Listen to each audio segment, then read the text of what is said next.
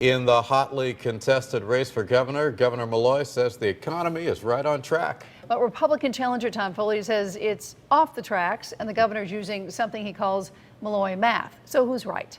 Chief political correspondent Mark Davis has been looking for some answers in this. He joins us live tonight. Well, what do you think, Mark? Hi, and Keith, good evening, everyone from the Hartford newsroom. You know, one of Connecticut's most famous residents, Mark Twain, said, "There are lies, damn lies, and statistics." Governor Malloy says his leadership has put the state on the right course for economic growth. Republican Tom Foley says Malloy is in a dream world and that the state has seen less than 1% growth since he's been in office. So who's right? Pete Joya is one of the state's most respected economists. What we're seeing right now, again, is growth, but only at about half the rate that we normally grow at. We're growing roughly around 1%. We normally grow about 2% a year. So on this argument, Foley appears to be right. But what about when Malloy says his administration has helped to create 60,000 jobs since the recession? On this point, Malloy appears to be right. We've recovered about 60% of the jobs that we lost during the recession.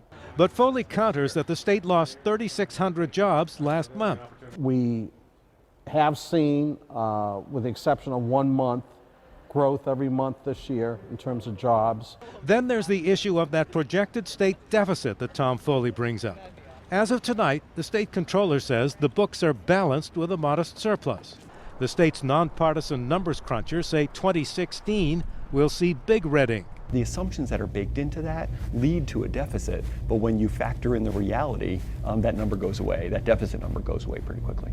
The state comptroller says the projection assumes no growth in revenue and spending increases of 7 to 8%, and that Malloy's actual spending increases so far have been in the 2 to 4% range. What would you say to someone who thinks, well, he's a Democrat, he's on the ticket with the governor for re-election, that you're just trying to make Malloy look good? Look, I think I've spent the last 4 years trying to speak the truth as I see it, and that means the governor and I don't always agree. But on this, we do. And it is quite true that Limbo and the governor have not always seen eye to eye on budget matters or the numbers. Live from the Hartford newsroom, Mark Davis, News 8.